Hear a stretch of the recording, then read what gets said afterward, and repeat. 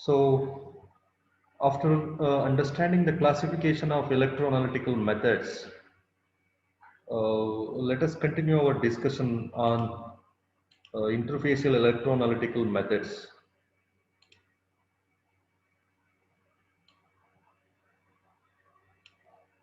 So, interfacial electroanalytical methods can be defined as the electroanalytical property of the analyte is going to be captured at the interface between the solution and the analyte present in the solution. The interface between the solution and the electrode is present in the electrochemical cell. And what is going to happen in the interface, we are going to utilize. And those analytical methods, those electroanalytical methods are called as interfacial electroanalytical methods or interfacial electrochemical methods.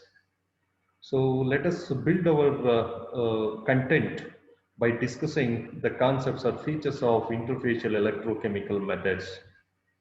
So we know interfacial electrochemical methods can be classified into two types, static methods and dynamic methods. And the static methods, only potentiometry can be put because in static methods, there will be flow of no current. The flow of zero current is expected. There should not be any passage of the current through the solution or through the electrode in static methods. Only the change in concentration of the analyte is measured by measuring the potential in the techniques such as potentiometric techniques. So apart from potentiometric technique, the largest division of interfacial electroanalytical methods belongs to dynamic electroanalytical methods. What are dynamic methods? Dynamic methods are analytical methods in which there will be flow of electrical current is expected.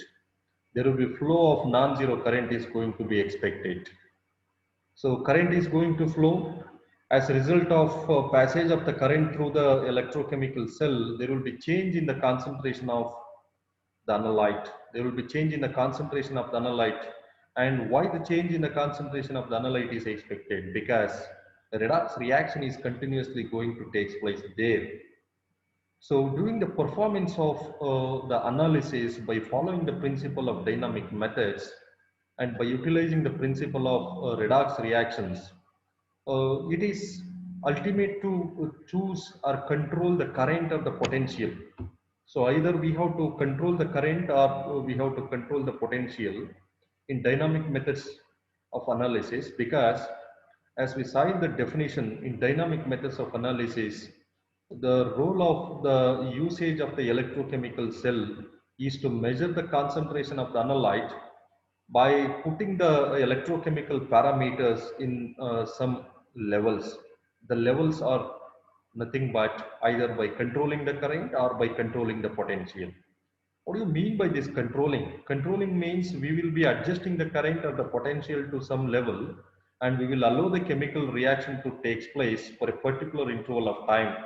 And this time interval may be until the completion of the chemical reaction or to a particular level of the time at which at least 25% or 50% or 60% or 75% or 98% of the analyte has been converted into some other form or into product.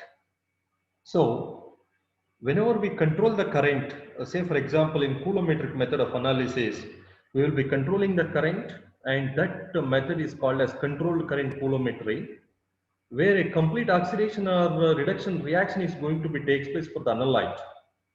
As a result of the passage of the current through the sample solution, sample is containing analyte. Analyte will be undergoing conversion by undergoing oxidation and reduction.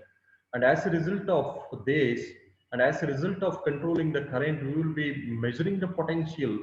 And this measured potential, by utilizing the current what we have passed through the electrochemical cell or through the analyte solution, we are going to relate the resulted potential or the consumed current or consumed charge by the analyte to get converted into some other form after either oxidation or reduction. So this is seen in controlled current coulometry. We are going to control the current. We are going to control the current means we will be adjusting the value of the current to a constant level for a particular interval of time, or we will be varying the current in an incremental level, say 20 milliamperes to first 10 seconds and 30 milliamperes to second 10 seconds, like this. We may vary the current in definite increments, or we may fix the current at a constant level for a particular interval of time during which the chemical reaction is anticipated to complete. And the other one is we can also control the potential, and that can also be seen in coulometric method, and that coulometric method is called as controlled potential coulometry, where the charge is utilized and the controlled potential level means the potential is going to be measured at a constant level for a particular interval of time. So during that time, a redox reaction is going to be anticipated to take place, and due to this redox reaction, the analyte is going to be converted into some other form. So what is analyte conversion here? What do we do analyte conversion? So analyte which was present in the original state has been converted into some other form. Why it has been converted? It has been converted into product because we are passing the current, we are utilizing the charge and the electrochemical reaction. As a result of the passage of the electrical current for a particular interval of time, it means to say that the electric charge has been utilized by the analyte. So due to utilization of this electric charge, the analyte has been converted into product. What is the quantity of the charge utilized? Under that maintained potential, we are going to utilize in order to relate the analyte concentration and the electrical parameter. So these are the two ways. Either we control the current or we control the potential of the electrochemical cell while measuring the analyte concentration. So how do we control and measure the current and potential? Because we need the electrochemical devices in order to control the current or the potential. So whatever the electrochemical cell, we need devices. Whether you are performing the electroanalytical analysis, electrochemical analysis, by using a simple instrument or a sophisticated instrument, whatever it is, you will be in a position to control either current or potential. So in that electrochemical cell, the electrodes and the electronic devices which will be used to control the current and potential are very, very important. So as an important part of components of electrochemical cell, we need at least two electrodes if it is potentiometric instrument, and more than two electrodes if it is not a potentiometric instrument. If we are performing analysis by following the principle of dynamic methods, we are going to use more than two electrodes. I will say, why do we use more than two electrodes? In potentiometry, we will be using only two electrodes. One will be the working electrode and other one will be the counter electrode or reference electrode. Because potentiometry belongs to static method where a passage of a zero current is expected. So only two electrodes are sufficient to complete the analysis. In order to obtain the information about the concentration of the analyte, we will be using only two electrodes in potentiometry. But in other methods, which are belonging to dynamic methods, two electrodes are not going to be sufficient. You will be using three electrode system, such as in coulometry or voltammetry or polarography or stepping voltammetry, whatever it is. You will be using three electrode systems. So apart from the electrodes, we need an associated electronic devices, and the role of these electronic devices is to either control the current or to control the potential. So uh, let us go back to the potentiometric method of analysis, so which belongs to static method. Where do we use, where we will use indicator or working electrode? Here, whatever the potential you are going to measure is sensitive to the analyte concentration. In potentiometric method of analysis, you will be getting the equivalence point. Say for example, in the potentiometric titration of iron 2 with potassium permanganate, what do you expect? You will be expecting the equivalence point. What is the equivalence point? That is the point at which the chemical reaction is 100% completed. Neither the analyte nor the titrant left over, that point is called as equivalence point. So there is a rapid change in the potential is expected at the equivalence point. Why that rapid change? Because the potential is sensitive to the analyte concentration. So this observation will be made only by using two electrode systems. What are those two electrodes? So one will be the indicator electrode and the other one will be the counter electrode. It is also called as reference electrode. So whatever the change in potential, whatever the change in potential is going to be attributed to the working electrode. The analyte concentration keep on changing during the course of titration. So During the course of the titration, analyte concentration is keep on changing. The change in concentration of the analyte leads to change in the potential of the electrochemical cell, and this change in potential is signaled by the working electrode, not by the reference electrode. Then what is the role of the reference electrode? We need an electrochemical cell in order to perform the potentiometric analysis. We need a cathode, we need an anode, or we need a working electrode, and we need a reference electrode. The counter electrode is also called as reference electrode. We have positive terminal and the negative terminal in an electrochemical cell. Both the terminals have to be closed during the division or during the device or during the designation of the electrochemical cell. So how do we do this? One terminal is going to be connected by the working electrode and the other terminal is going to be connected by the counter electrode or the reference electrode. So the counter electrode or the reference electrode's role is to complete the electric circuit. The role of the reference electrode or the counter electrode is only to complete the electric circuit. That is the first point.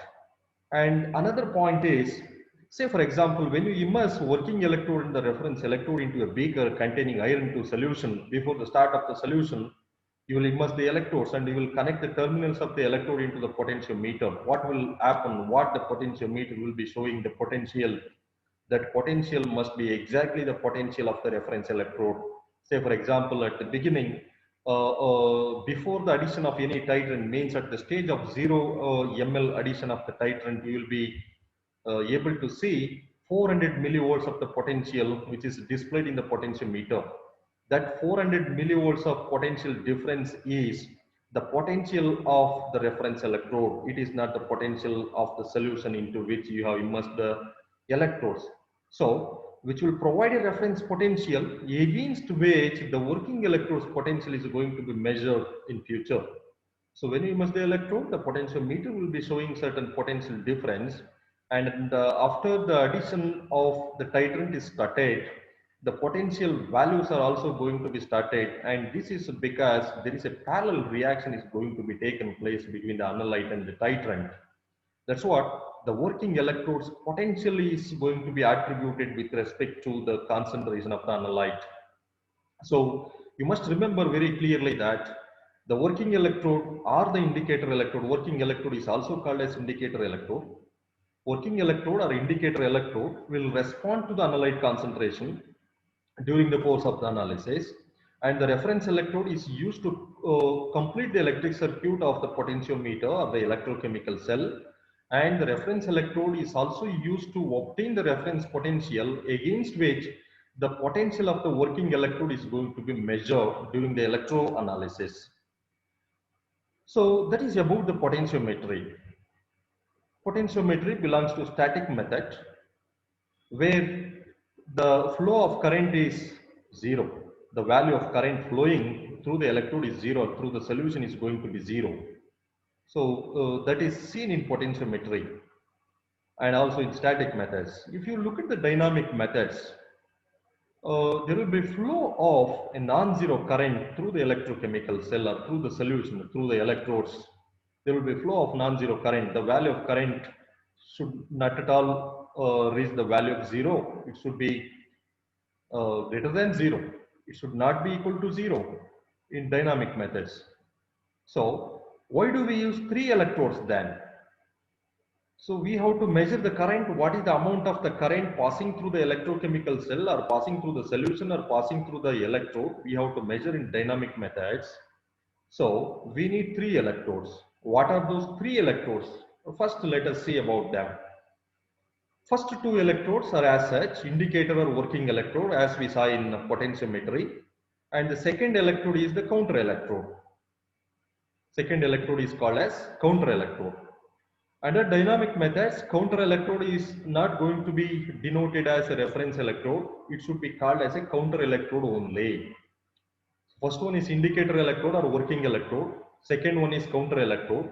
And the third electrode, what we use in dynamic method is reference electrode or an auxiliary electrode. Reference electrode or an auxiliary electrode. Okay, why do we use this additional reference or auxiliary electrode in dynamic methods? As we saw in the definition of dynamic methods, there will be generation of the current. As a result of the generated current and its flow through the electrochemical cell through the electrode, the potential of the counter electrode may change over time. So we are in the course of the electrochemical conversion of the analyte. During the electrochemical conversion, there is a generation of the current, and that generated current is passing through the counter electrode, and hence the potential of the counter electrode leads to change over time. So we have to avoid this. We have to eliminate this problem. We have to eliminate the change of potential of the counter electrode during the chemical reaction. Means we have to avoid the passage of the current through this counter electrode. How do we do this? So we will interconnect the first two electrodes, they are working electrode, and the counter electrode with the reference electrode. What will happen if you use the reference electrode or auxiliary electrode? The third electrode, auxiliary electrode, which is also going to complete the circuit, whatever the current flowing through the counter electrode will be turned to pass through the auxiliary electrode. So by using the auxiliary electrode, we can make the current to pass through the auxiliary electrode, not through the counter electrode. Therefore, the problem of the change in potential of the counter electrode can be eliminated by using the third electrode. And even we should not lose any current, because we have to record the current. The value of current going to be generated is attributed to the analyte concentration. So if we wanted to measure the analyte concentration error free, whatever the current generated, we should measure accurately. We should not commit any error during the course of measurement of the current. So we need an electrode by which we must exactly measure the current what is generated, and that's what we will be using auxiliary electrode. So in dynamic methods, we will be using 3 electrode systems. First electrode is going to be the indicator electrode or working electrode, which is the principal electrode, which is responsible for the change in potential of the solution due to the change in a state of the analyte or change in the concentration of the analyte. Second one is the counter electrode through which current is going to be passed. Therefore, in order to avoid that, we will be using a auxiliary electrode. Auxiliary electrode is also called as reference electrode. So auxiliary electrode is responsible to accept the passage of the current during the course of the electrochemical conversion. Therefore, the error may be eliminated. Whatever the electroanalytical method and the dynamic methods and even static methods, the electroanalytical method should obey any one of these 3 basic experimental designs. What are those? What do we do? We will be measuring the potential under static conditions with no current flow. As we can see in potentiometry, we will be measuring the potential under static condition of no current flow through the solution or through the electrodes. A zero current is flowing, no current is flowing through the solution or through the electrode. So we will be measuring the potential. First one. Second one is, we will be measuring the potential by controlling the current. We will be fixing the current to a particular level for a particular interval of time, or we will be varying the current in a definite increment for a definite interval of time of different increments. For first 10 minutes, let us maintain 20 milliamperes. For second 10 minutes, let us maintain 30 milliamperes, and so on and so forth. So during the course of maintaining the current at a constant level, we will be measuring the potential. So we'll be measuring the potential while controlling the current. Third one is, we'll be measuring the current while controlling the potential. We measure the current while controlling the potential. So as we saw in second case, here the change in current is observed by controlling the potential. So wherever you control the current, that is amperostatic or controlled current electroanalytical technique. In the third case, we are going to control the potential. This is called as potentiostatic or controlled potential electroanalytical technique. So any electroanalytical experiments you are going to perform, the experimental design must obey any one of these 3. First one is to measure the potential under the no flow of current in static conditions. In dynamic conditions, we will be measuring the potential while controlling the current, or we will be measuring the current by controlling the potential. Any one of these three basic experimental designs must obey Ohm's law because all electroanalytical methods should hold to the principle of Ohm's law. You know Ohm's law. What is Ohm's law? Ohm's law is nothing but a current I amperes which is passing through an electrical circuit which is having a resistance R, and that leads to generate a potential difference E. Suppose you assume the value of current I is passing through an electric circuit which is having a resistance R, which will become responsible to generate the potential difference value of E. So we can write it simply as E is equal to IR. This is called as Ohm's law. So where E is called as potential, I is the current which is passing through the circuit, R is going to be the resistance of the electrical circuit. So the potential generated in an electrochemical cell is directly proportional to the current passing through the electric circuit of that electrochemical cell. Whatever the potential is going to be generated is directly proportional to the constant current which is passed through the electric circuit, or I is also equal to E by R. Whatever the current generated in an electrochemical cell due to the reduction or oxidation reaction is going to be inversely proportional to potential, inversely proportional to the potential difference. So E is equal to IR, or I is equal to E by R. I is equal to E by R. Inversely proportional to resistance, not the potential. The current is inversely proportional to resistance, or potential is directly proportional to the current or the resistance. So whatever the experimental designs you are going to follow, they must obey Ohm's law. Either you follow potentiometric principle, or you follow voltammetric principle, a cyclic voltammetric principle, a linear scan voltammetric principle, whatever it is, they must obey Ohm's law. So this is about the electrochemical cell. So the electrochemical cells required electrodes. In static methods, we need two electrodes. One will be the indicator electrode or working electrode, and the second one will be the reference electrode or the counter electrode. In dynamic methods, we will be using three electrode system. First will be the working electrode or the indicator electrode. Second one will be the counter electrode, and the third one will be the auxiliary electrode.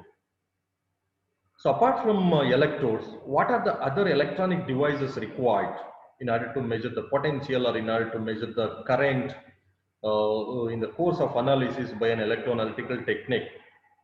First one is the potentiometer. Potentiometer is required to perform potentiometric analysis. You know, you will be using potentiometer in order to perform potentiometric method of analysis. Here, very simple, the principle is very simple. What we will be doing, we will be measuring the potential of an electrochemical cell under the condition of zero current. That's it. So no current is flowing through the electrochemical cell or through the electric circuit.